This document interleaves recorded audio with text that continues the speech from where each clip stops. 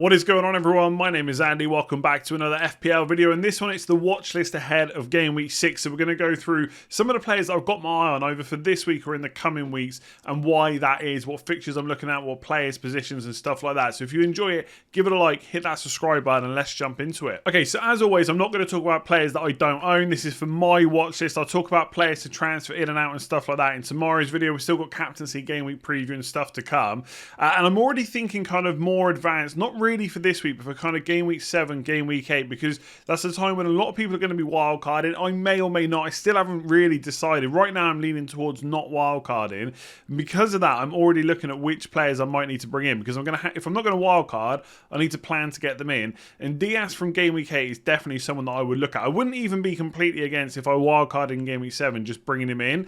My main issue is he has... It's virtually no attacking threat. It's not none, right? He still has like one shot in the box, but over 5 games, that just isn't very much at all. And he is 6.1 million now, so he's gone up. He was already super high owned, right? He's been like over 25% for most of the season, and right now he's 27.1%. Having a Man City defender just looks so good. So the big question then comes down to, do I want to go for one of Laporte or Stones and hope that they get enough games? Or do I want to go for Cancelo and hope that he keeps starting? Because as soon as they don't, you get caught in that... I wouldn't even necessarily call it a trap, but it's that thing in FPL where if Cancelo doesn't start and you have him, well, you think, well, he's definitely going to start the next game. And if he does, great, but then he might not start the one after that. And right now, it looks perfectly fine, right? He's starting either right back or left back, and he's starting every single game. But is that going to happen in the future? You don't have those worries with Diaz, but then you do pay a lot of money. In my opinion, 6.1 million for a player with very little attacking threat is quite a bit of cash. But... Man City defence is just so good. Like, we know how good Chelsea is. I would say Man City are in and around that, if not even better. And we've seen that over the last few years as well. So already after 5 games, right, I'm just going to give you some context. Leeds United have conceded 62 shots in the box. That's the worst team in the league. That's actually the same as Leicester, by the way. So Leicester defence is not looking that great right now, but they conceded 62 shots in the box. The best team is Man City, 19 versus 62. And then you might think, well, a bunch of teams are around that, but the next best team is Man United at 27, then it's Wolves 28, etc, etc. Chelsea have actually conceded 38 shots in the box. That's double what Man City have. And if we move that to, instead of rather looking at shots, we're looking at expected goals conceded. So far in 5 games, the expected goals conceded for Man City are 2.61. Again, for Chelsea, it's 5.52. Now, I haven't done a comparison on fixtures played and stuff like that. Chelsea might have had slightly more difficult fixtures, but right now, Man City defence is looking how it always does. Brilliant. And yes, you pay a lot of money, but if you think about, I mean, right now, all the players in midfield around the 6 million mark look quite good, like Benrahma, Sarr, Gray, etc. And obviously, if you pair them with a 4.5 million defender, that's probably better than Diaz plus a 4.5 million midfielder. But if you can get those players and fit Diaz in and cover that Man City defence, it looks pretty good. So he's firmly on my watch list. I don't know if or when I'm going to bring him in, but I've got to start thinking about it from Game Week 8. Let's stick to defenders for a second. Rudiger is firmly on the watch list. Now, annoyingly, I probably would have said, like Diaz, he doesn't really have a huge amount of goal threat. To be fair, he's had 3 times as many shots in the box so far this season, right? 3 instead of the actual just 1 that Diaz has had. But he has just scored literally yesterday. It was a pretty nice finish as well. But that's not why I'm bringing him in. Again, you're covering a very good defence. And I know, to be fair, the numbers haven't been as good as we might expect. Because last year they were tracking really close to Man City. But we are only a few weeks in. So I'm not expecting Man City defence to get worse. But I am expecting the Chelsea defence underlying numbers to get better. And I know people are going to say to me, well, they've hardly conceded. Have they conceded any goals? Just 1 to Liverpool, right? So the Chelsea defence has been really good. But I think the numbers are also important. And Chelsea can be better, which is a scary thought considering they've barely conceded anything so far. And they have played Arsenal, Liverpool, Villa, who at times can be attacking, probably should have scored in that game, to be fair, and Spurs as well. So Kane and Son were also not able to get through on that through that defence. And also Kante's back as well now. Like Kante, Jorginho and Kovacic is just such a ridiculous midfield to have to try and get through. And then you've got the defence as well, which is also brilliant. Now, the reason I'm talking about Rudiger in particular is because I just think he is the most nailed on defender that doesn't cost 6 million. Azpilicueta is also going to start most games, but he is 6 million.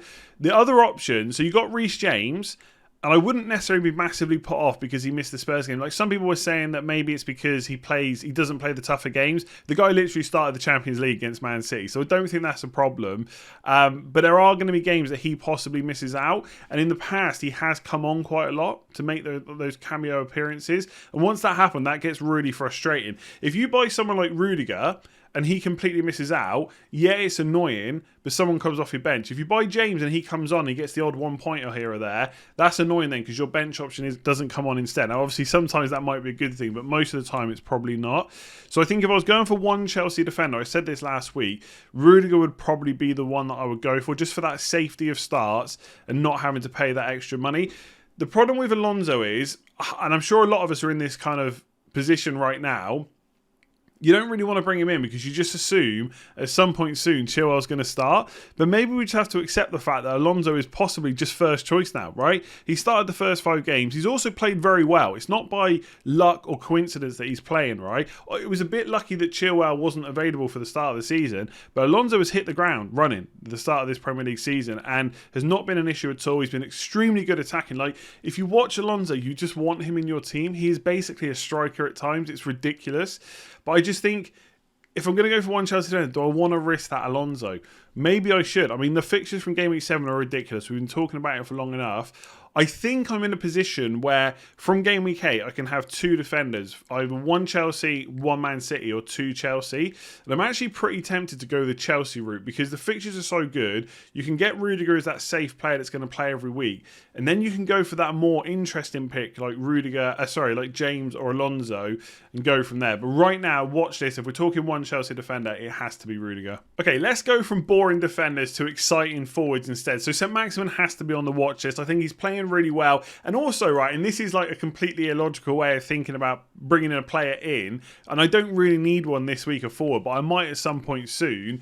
He's just exciting to watch. It's just fun to watch him. Every time he picks up the ball, you're wondering what he's going to do. But I have to remain consistent. And last week, after 4 games, I said that Demarai Gray with 4 shots in the box was pretty low.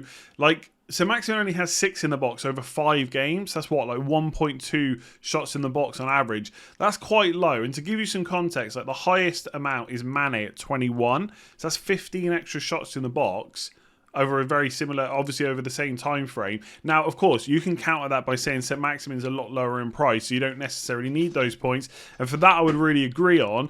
But then you've got Bamford with 14, Jimenez with 13, and they all cost just a little bit extra. So is Saint-Maximin worth that drop in price from like a Jimenez who's 7.5 down to Saint-Maximin, who's 6.7. It's a 0.8 saving. Now, again, you might turn around and say, well, Jimenez hasn't scored yet. That's fair enough. But I think with that amount of shots in the box, it's coming soon. It just has to. So I still don't know if I'm quite ready to go on to him. But Watford is a good fixture, and Wolves isn't that bad either. I don't think it's a great fixture, but it's not too bad. And then you've got Palace as well. So over the next 4 games, it's not really that bad a set of fixtures. And to be honest, like Spurs aren't a team that I would target, but right now I'm not sure they're a team that's, I don't know, it just feels like they're there, not for the taking necessarily, but obviously Palace did really well, Chelsea did as well. I'm not saying Newcastle are as good as those teams necessarily in attack, but Saint-Maximin will run at their defenders, and that will cause them problems. So I don't even see him as a bad pick. I just wonder if at that price, do I just want to keep spending that bit extra to get a Bamford and Antonio, Jimenez, maybe a Calvert-Lewin when he's back as well? And that's kind of where the indecision or the difficulty comes with it. It's not that I think he's a bad option. It's just, is he a great option compared to the other players? Because we've only got space for 3 forwards. If we had 5 midfielders and 5 forwards, it might be a little bit different. So I like him. I think he's looking good. And let's not forget, other than the shots in the box, he's also created quite a few chances as well.